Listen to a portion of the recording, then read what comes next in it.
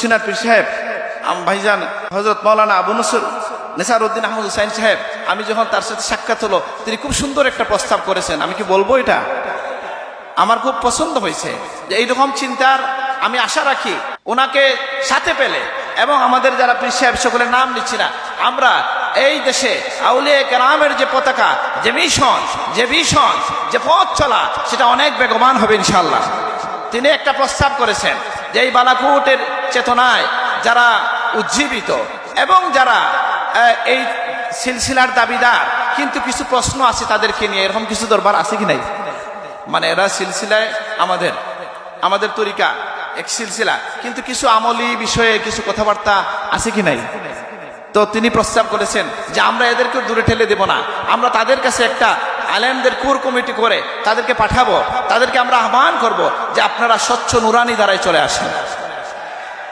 আর যদি এটা সফল হয়, আমরা বিশ্বাস করি সৈয়দ আহমদ শহীদ বেল্লবীর আওলাদরা উত্তরসূরিরাই হবে এই দেশের প্রথম ইসলামী শক্তি ইনশাআল্লাহ।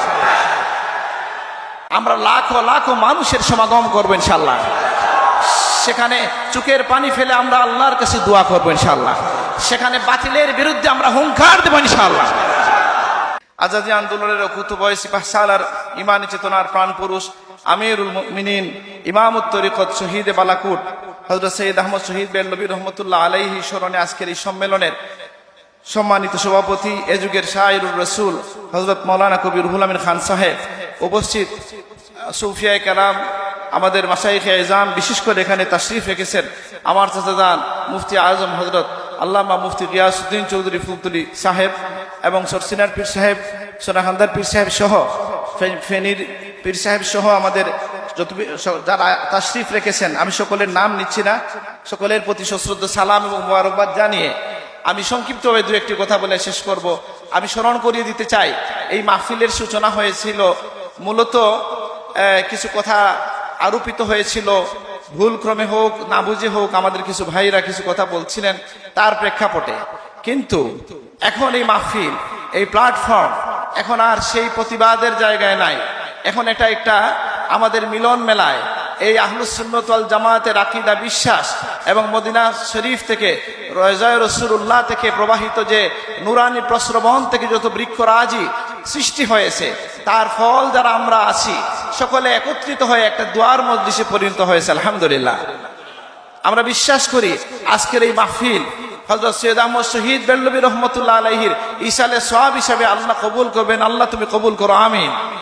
আমরা বিশ্বাস করি এই মাহফিলের মাধ্যমে আমরা আল্লাহর রহমত লাভে সক্ষম হব, যেহেতু ইবনে উয়াইনা রাহিমাহুল্লাহ থেকে বর্ণিত আছে, ইনদা যিকরি আউলিয়া ইল্লাহ তানজিলুর রাহমা, যেখানে আল্লাহর ওলিদের স্মরণ হয় সেখানে রহমত নাজিল হয়।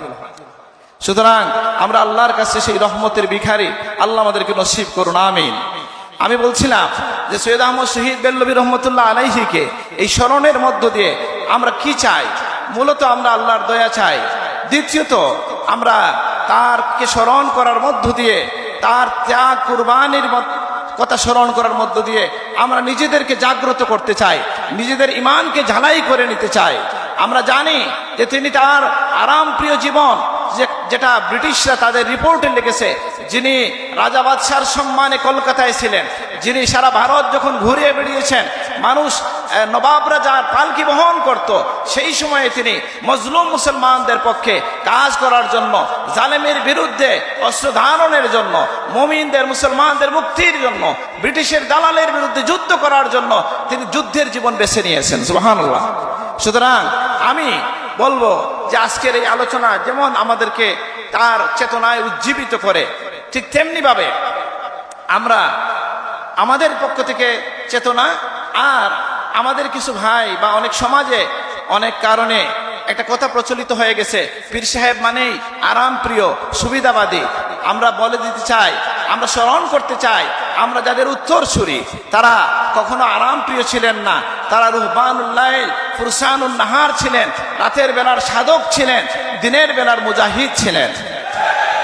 সুতরাং আপনি যদি ইতিহাস দেখেন, আমরা যদি প্রশ্ন করি যে সর্বপ্রথম ওলি আল্লাহকে, আমার ধারণা আমার ছাত্র ভাই অনেকেই বিভ্রান্ত হয়ে যাবেন, কিন্তু যে কোনো সুফিয়া কেরামের তবকার কিতাব যদি আপনি খুলে দেখেন, হেলিয়াতুল আউলিয়া বলেন, তাবাকাতুস সুফিয়া বলেন, যেখানেই আপনি খুলবেন প্রথম ওলি আল্লাহর নাম লেখা আছে কে?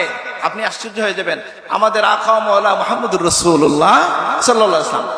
সেই নুরানি সিলসিলাতুজ যাহাব হয় সময়ে সময়ে।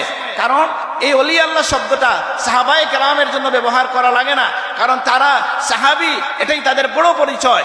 যারা তাহাবি, এটাই তাদের বড় পরিচয়।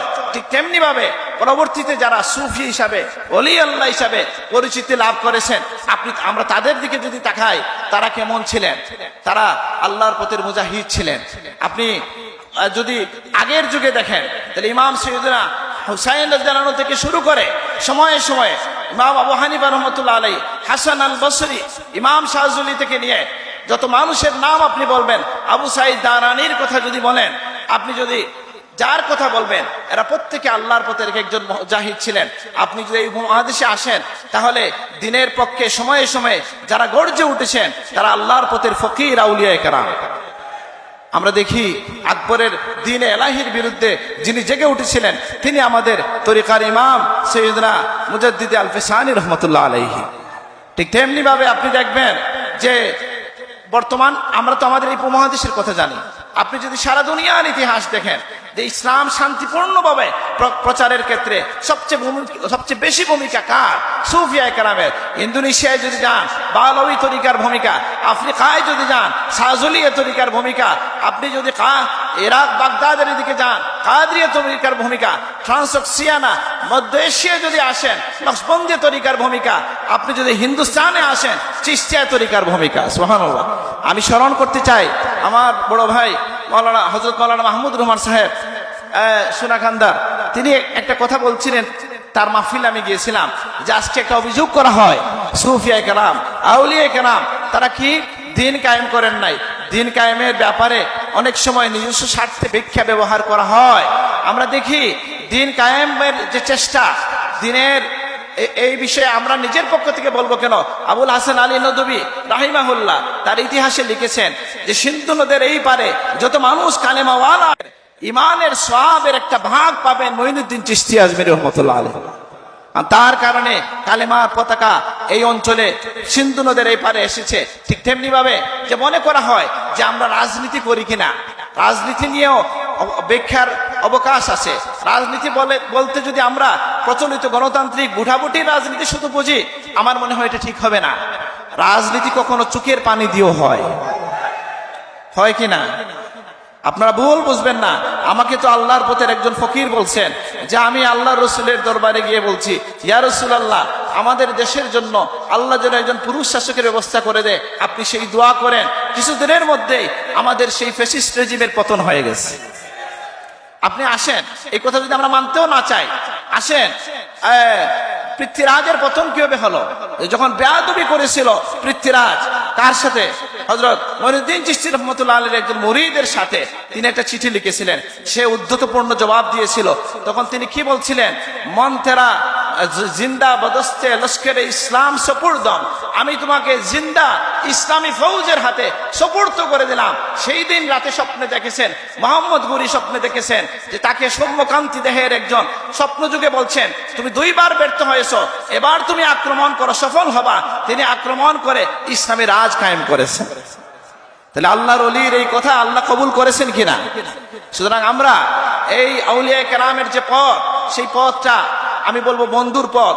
আমরা যারা এই পথে হাঁটতে চাই, আমরা যারা এই পরিচয় দিতে চাই, তাদের জন্য সৈয়দ আহমদ শহীদ বেরলভীর আমরা নিজেদের আত্মসমালোচনা করব। আমরা সুবিধাবাদী হব না। আমরা যেন প্রচলিত কোনো ঘোড়া টেপে পড়ে না যাই। আমরা তাদের মতো যেন এই আলোচনা, এই স্মরণ সভার মধ্য দিয়া যেমন আমরা আমাদের নতুন প্রজন্মকে জাগ্রত করতে চাই, যেমন আউলিয়া কেরামের বিষয়ে যারা ভুল বুঝে তাদেরকে জবাব দিতে চাই, ঠিক তেমনি ভাবে আমরা নিজেদের ইমানকে ঝালাই করে নিতে চাই, নিজেদের আমলকে সুন্দর করে নিতে চাই, নিজের মানহাজকে ঠিক করে নিতে চাই যে আমাদের যারা পূর্বসূরি ছিলেন তারা কেমন ছিলেন। আল্লাহর পথে এক একজন মুজাহিদ ছিলেন। সুবহানাল্লাহ। এই কথাটা আমরা স্মরণ রাখবো।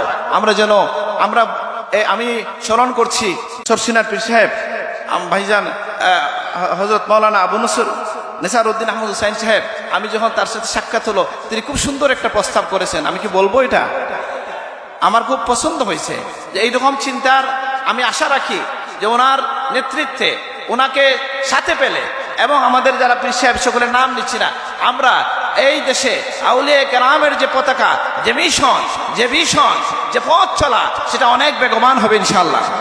তিনি একটা প্রস্তাব করেছেন যে এই বালাকোটের চেতনায় যারা উজ্জীবিত এবং যারা এই সিলসিলার দাবিদার, কিন্তু কিছু প্রশ্ন আছে তাদেরকে নিয়ে, এরকম কিছু দরবার আছে কি নাই? মানে এরা সিলসিলায় আমাদের তরিকা এক সিলসিলা, কিন্তু কিছু আমলি বিষয়ে কিছু কথাবার্তা আছে কি নাই? তো তিনি প্রস্তাব করেছেন যে আমরা এদেরকে দূরে ঠেলে দেব না, আমরা তাদের কাছে একটা আলেমদের কোর কমিটি করে তাদেরকে পাঠাবো, তাদেরকে আমরা আহ্বান করব যে আপনারা স্বচ্ছ নুরানি দ্বারাই চলে আসেন। আর যদি এটা সফল হয়, আমরা বিশ্বাস করি সৈয়দ আহমদ শহীদ বেনলবীর আওলাদরা উত্তরসূরিরাই হবে এই দেশের প্রথম ইসলামী শক্তি ইনশাআল্লাহ।